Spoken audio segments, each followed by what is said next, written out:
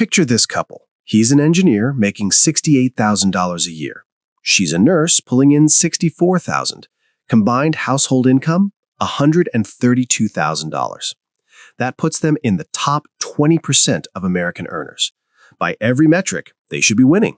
Building wealth, saving aggressively, feeling financially comfortable, sleeping well at night. Instead, they're anxious. They're basically living paycheck to paycheck. They've got maybe $6,000 in savings, and that took them 2 years to build. Last week, their washing machine died, and they're genuinely stressed about the $800 replacement cost. They both work 40-plus hours. They're tired all the time. They see each other for maybe an hour in the evening before they collapse into bed. Weekends are just catching up on everything they couldn't do during the week. And here's the part that drives me insane. They did everything society told them to do. Got the education, built the careers, got married, combined their finances like every financial guru recommends, bought a modest house in a decent area. They followed the script perfectly. So why does it feel like they're barely surviving? Why does a household pulling in 6 figures feel one emergency away from disaster? If you've ever stared at your combined income and thought, how are we still struggling? This is going to explain everything. I am your Mr. Brother, and I've spent years figuring out why 2-income households today are financially weaker than single-income households were 50 years ago. If you and your partner are both working full-time and you can't understand why you're still not getting ahead, hit that subscribe button, because what I'm about to show you is going to change how you see your entire financial life. Here's what we've been told. 2 incomes are obviously better than 1. It's simple math, right? If one person earning $60,000 can support a household, then 2 people each earning $60,000 should support that same household with an extra $60,000 left over for savings, investments, vacations, wealth building. 1 plus 1 equals 2. Basic arithmetic. Except in real life, 1 income plus 1 income somehow equals less than 1 income used to be worth. And that's not an exaggeration. That's what the data actually shows. There's a name for this phenomenon. It's called the 2-income trap, and it was identified by Elizabeth Warren, yes, that Elizabeth Warren, back in 2003 when she was a bankruptcy law professor at Harvard, years before she entered politics. She and her daughter spent years studying bankruptcy filings. They analyzed over 2,000 families who had gone financially broke, and what they discovered was genuinely disturbing. Families with 2 working parents weren't just struggling, they were more likely to file for bankruptcy than families with 1 working parent. Read that again. 2 incomes, twice the work, twice the stress, and you're more likely to lose everything than if only 1 person was working. That's not a personal failure. That's not bad budgeting. That's a systematic trap that's caught millions of families, and chances are you're standing in it right now. Let me take you back to 1970. Because understanding what changed is the only way to understand what's broken. In 1970, roughly 43% of women were in the workforce. The typical middle-class family had 1 person working, usually the husband, and 1 person managing the home, usually the wife. And here's what modern people don't understand. That single income actually worked. Not barely worked, actually worked. Data from the Bureau of Labor Statistics shows that a median single-income family in 1970 could buy a median-priced home while spending only about 25% of their income on housing. They could send their kids to reasonably funded public schools, regardless of which neighborhood they lived in. They could afford healthcare, a reliable car, food, and still sock away savings. They had room to breathe. They had financial margin. And here's the critical part nobody talks about. They had a safety net built into their family structure. If the working parent lost their job or got sick, the at-home parent could enter the workforce. That second potential income was insurance. It was the emergency fund that lived and breathed in your own house. Now, jump to today. Female workforce participation is around 57% and significantly higher for married mothers. The 2-income household isn't unusual anymore, it's standard. More than 60% of married couples with kids have both parents working full-time. We took the emergency backup plan and made it the default setting. And get this, according to the Bureau of Labor Statistics, median household income in 2023 was about $74,000. Adjusted for inflation, that's actually higher than 1970. We're making more money than our grandparents did. But let's look at what happened to the costs of living. The median home price in 1970, adjusted for inflation, was around $200,000 in today's dollars. The median home price in 2023, north of $400,000. Housing costs doubled relative to income. Healthcare costs per household up over 600% since 1970. Childcare, which barely registered as an expense in the single-income era because someone was home, now runs the average family $11,000 per year per child. And that's the average. If you live in a major city, try $20,000 to $30,000 per kid. College tuition up more than 1,200% since 1980. Every single dollar from that second income got swallowed whole by the explosion in basic middle-class costs. Housing, healthcare, childcare, education, these aren't luxuries. These are the baseline requirements of participating in modern society. The two-income family doesn't have twice the security of a 1970s single-income family. They have less security because their fixed costs expanded to eat both incomes, and they already burned their backup plan just to stay afloat. Now, maybe you're thinking, sure, but we're smart about it. We haven't let lifestyle inflation destroy our second income. Okay, let's test that. I want you to actually follow this math and see if it applies to your situation. Let's say partner A makes $72,000. Partner B makes $48,000. Combined, $120,000. Sounds solid, right? Now let's track what actually happens to that $48,000 second income. First, taxes. And this is where most people get confused. That second income doesn't get taxed at your average rate. It gets hit at your marginal rate. The first $72,000 fills up the lower tax brackets. That extra $48,000 comes in at the top. Federal tax, state tax, payroll taxes, depending on where you live, the marginal rate on that second income is somewhere between 28% and 35%. Let's be conservative and say 30%. That $48,000 is now $33,600 in actual take-home. Next, childcare. Average daycare in America runs about $15,000 per year per kid. You've got 2 kids, that's $30,000 right there. Your $48,000 is now $3,600. But we're not done. 2 exhausted people working full-time don't have bandwidth for all the tasks a stay-at-home person might handle.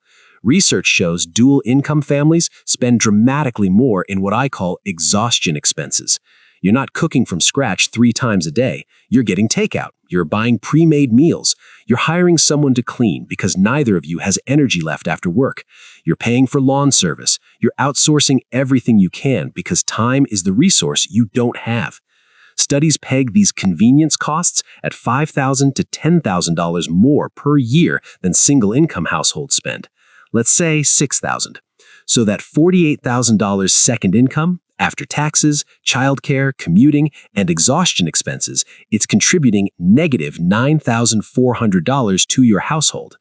Now, I know what you're thinking. That's worst-case scenario. Fine, let's be generous. 1 kid instead of 2.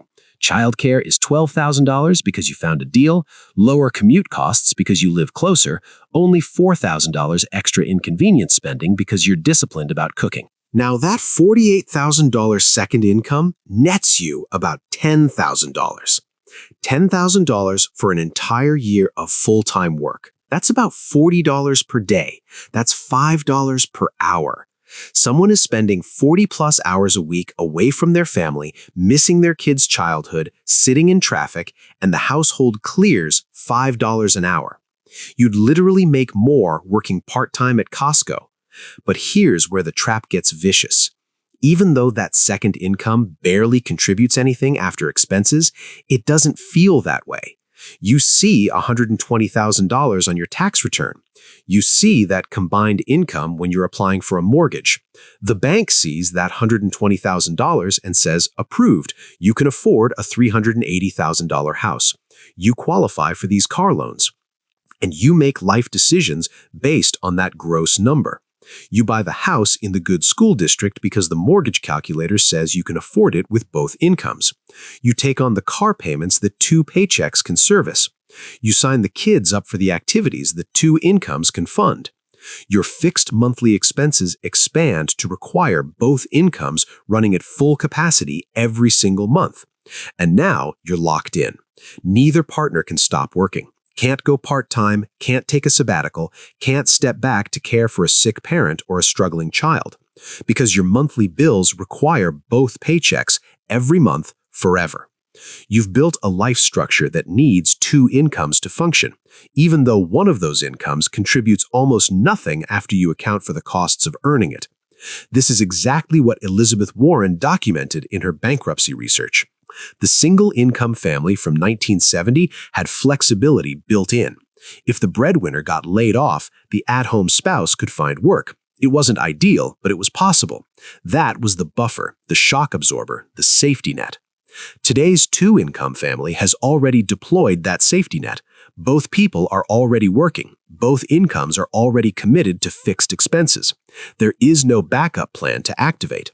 So when something goes wrong, and something always goes wrong, the family can't adjust. If either person loses their job, gets sick, needs to care for family, the household can't maintain its fixed costs because those costs were sized for two full incomes.